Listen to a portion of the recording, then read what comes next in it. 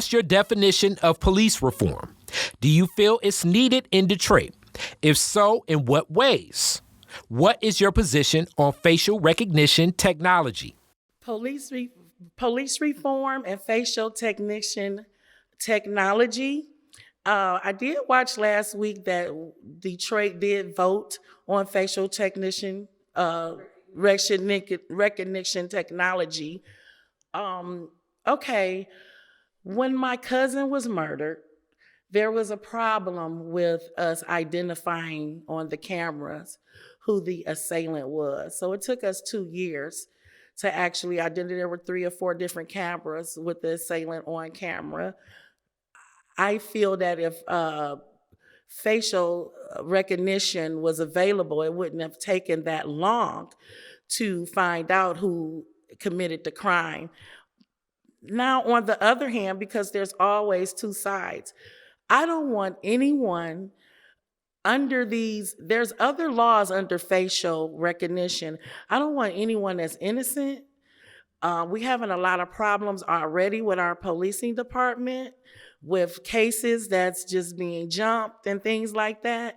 We have to really clear what is this, what lies behind this facial recognition and how it will impact Detroit in the next couple of years with people going to jail for things they didn't do. And I heard that the facial recognition technology really didn't work also. Now, with reforming the police department, I am definitely for that, but not defunding the police department, not in the city of Detroit. More funding for community policing. And I was going to reach out to Homeland Security because I'm a Homeland Security certified emergency response tech graduate.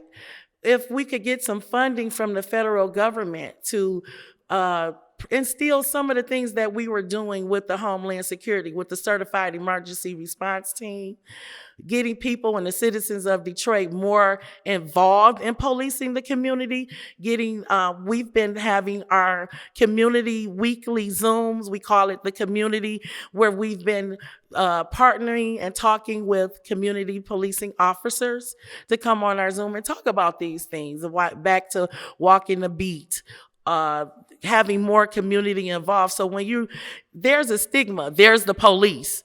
Everyone hates the police until it's time to call 911 or something happens. So the police we need to protect the citizens and protect the police. You notice there's a lot of crimes being done to law enforcement that hasn't been done before. So there's someone's mother, father too. And we do have police officers, and I've had situations with police officers also, me and my daughter in Detroit, that are bad. And so we need to seed those bad seeds out and get good law-abiding citizens to join our police community, and do better as a community with policing. Right now, what the city of Detroit needs to do, the citizens of the city of Detroit need to take responsibility for their own community. I feel that if you're not from the city of Detroit, then you don't need to be a police officer here. And if you have situations to where you are been reprehended for things, you do not need to be behind that badge, because this is a community job. This is a social job. People are coming. We are citizens. We're paying for you to do that job. What's your definition of police reform? Do you feel it's needed in Detroit? If so, in what ways? What is your position on facial recognition technology? Well, we have that here from the green light programs and all other programs. They just eased it in on us. And right now, most of the stoplights have facial recognition cameras on there, license plate readers and everything like that. So we're being, I think it's something like Chicago. Chicago got more cameras than anywhere, but a lot of citizens is dying and getting murdered, and nobody don't have an answer for it. And I think Detroit is headed that way. Because you get more cameras, you know where the blind spots at, you know where to harm people. And I think we got to really assess that. What's your definition of police reform? Do you feel it's needed in Detroit? If so, in what ways? What is your position on facial recognition technology? Well, my position on police reform, we can never stop reforming the police department because people change every day and people wake up on the wrong side of the bed too sometimes. I will teach and preach and be more so involved in the community myself. I will engage more so with the chief of police, interim chief, or the current police chief that I will pick to see who can have more of a relationship with the people in the city of Detroit. And I will also, if I become mayor, I will stop illegal search and seizures that's been going on in the city of Detroit, and I will stop the hostilitiness of some of the officers approaching some of the citizens. So that's the kind of reform I would like, more of a relationship with the people, and the people to have more of a relationship with their community officers. What's your definition of police reform? Do you feel it's needed in Detroit? If so, in what ways? What is your position on facial recognition technology? Well, police reform is needed. We have a great police department because I've been doing the police's budget since 2006. And we have the best training in the world for policing as well as fire. But for policing, I feel that we have to make sure that our police are held accountable. And for facial recognition, I'm not in a disagreement with it. I have been robbed at gunpoint 3 times, carjacked, house broken in. And if there's a way that they can solve these crimes and murders out here with facial recognition, I'm all for it. Long as they're not doing it to mess with no one's privacy, I don't have an issue with it. I just want to make sure that with the money that we are paying in overtime for these individuals, to our police officers, our men and women in blue, to solve these crimes, I want to make sure that they have every service, equipment that's needed to make sure that these crimes are being solved. What's your definition of police reform? Do you feel it's needed in Detroit? If so, in what ways? What is your position on facial recognition technology? A lot of questions on public safety. Police reform, for me, in general, just means that we're going to make changes where changes are needed as it relates to public safety. But let me talk about the elephant in the room. People are talking about defunding the police, and then there's big argument around whether or not that's warranted. And to be clear, I think that when we say defund, we're talking about desegregate, demilitarize, and reallocate funding to the places that they're most needed. And for starters, I'm going to say that some of those places that they're most needed are within the police department. Police officers need better training. They need to know how to interact in the community. Police officers who are working the beat deserve better pay. They deserve better secondary employment opportunities, to be quite frank. There's a lot of fat to be cut out of the administration of the police department. I don't know where it goes. I can see an overall budget, but you'd have to conduct a forensic audit to figure out like who's getting all these contracts and what they're being used for. But the second thing we have to think about is how we can integrate the idea of public safety into the other areas of public service delivered by the city. How do we integrate the budget and the perspective of public safety into our public health, into our housing? And where are there opportunities for us to shift some of that funding to strengthen some of those other programs? So absolutely, I believe that there may be additional fat within the police department that can be redirected to other public service programs without interfering with the livelihood of the hardworking union folks within the police department, because this is not about disabling hardworking folks. This is about making sure we get public safety right and making sure that we're putting our spending where it needs to be. I don't see the benefit necessarily of facial recognition technology, and but I do see a lot of risks. I'm a Facebook user, and I can't tell you how often Facebook tells me that I've been, there's a picture of me that I can opt into being tagged in, and so I think that facial recognition technology is, by virtue of itself, racist. I think that it's difficult for the way that it's programmed to differentiate, particularly people of color, from one another. And I think that it can be dangerous. I also recognize that there are people in the community that support programs like Greenlight because it makes us feel safer. But I just haven't seen any data that would support that. And I'd be willing to look at the data. I'd be willing to hear the perspectives of those who support that program and figure out how we can accommodate the feeling of safety without violating the protections and the privacies of and the benefit of the doubt that people should be receiving in the community. What's your definition of police reform? Do you feel it's needed in Detroit? If so, in what ways? What is your position on facial recognition technology? So my position on, I'm sorry. So my position on police reform and facial recognition is, one, I am totally against facial recognition because we have seen studies that say that it disproportionately affects Black people. It doesn't take our recognition into account. And that is not just for facial recognition. I don't know if you've ever seen the commercial when it comes to, when they try to figure out automatic hand sinks because the people were white and they didn't properly, figure out that our melanin is different. So until they create something that's properly and equitable when it comes to facial recognition, I am completely against it. When it comes to police reform, I believe that the people who live in a community should police the community. So I know that years ago, they took stuff to law about having a residency things and whatnot. But if that's going to be upheld in law in the state, people who don't live in a city who police the city needs to make sure that there is community policing involved. And by community policing, what I mean is you should know the people in your neighborhood.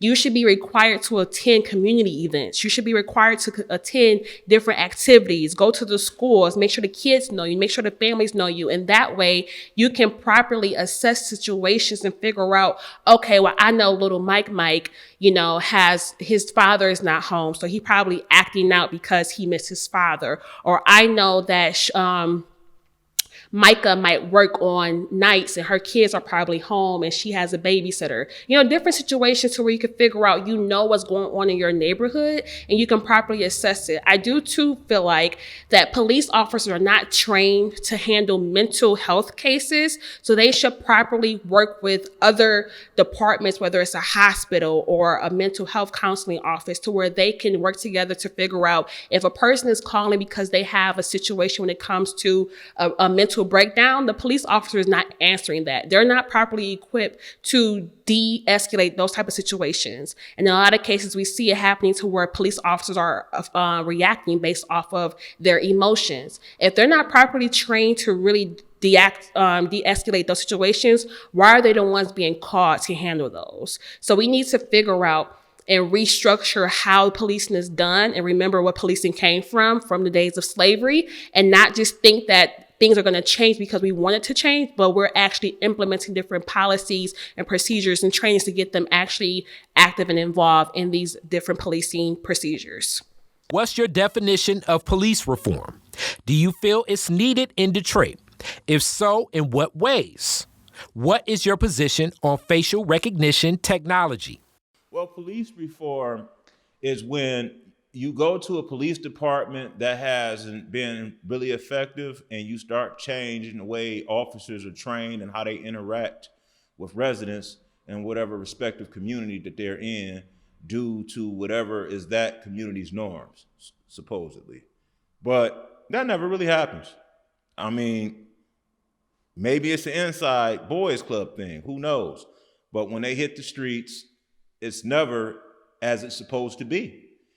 After all they said they were gonna do before, when they kicked in the door and shot the little girl, what was it, before Gabi? Was that before Gabi? When they killed the little girl in the house? When the police did that? That wasn't that long ago, and it's a lot of things, missteps that they have taken, like when they strangled, or almost, I ain't gonna say strangle, would choke the girl out from Detroit Will Breathe. I mean, it's a woman, man. You don't have to go that far, and especially she wasn't armed. So it's a lot of things you can say, but really it's about the leadership. James Craig was a conservative.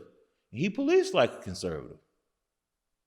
He even gave the KKK police escort when they came downtown. I was there. I saw it. So, I would say in an 80% black city, I would have black leadership, strong leadership, and somebody that could identify with young black men and young black women, because young black women are getting killed too. And it's senseless. What about the facial recognition piece? Well, facial recognition, what do you think it has done with, and what is it? Facial recognition is also with prior to that green light. I believe some of those cameras do have facial recognition technology. We're still the most dangerous city in the country.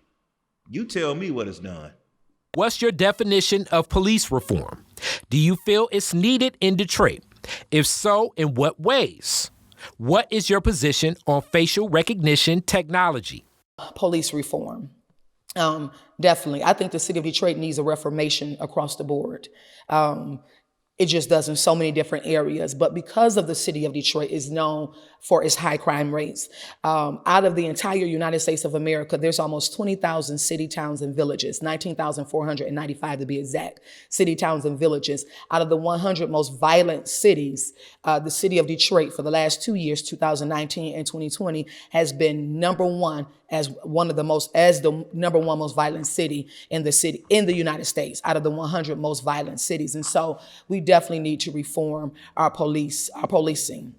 Making sure that there's adequate training, making sure that's first and foremost, that we got adequate training. I think there needs to be a merger in the city. And when I say merger, that we're unifying our residents, the Detroiters, with the policing, especially with so much unrest around the world. We know what's going on in the communities right now. And so around our world, even though we don't really deal with that so much in the city of Detroit, but there's so much, a lot of people just do not have any trust when it comes down to our policing. They don't trust them.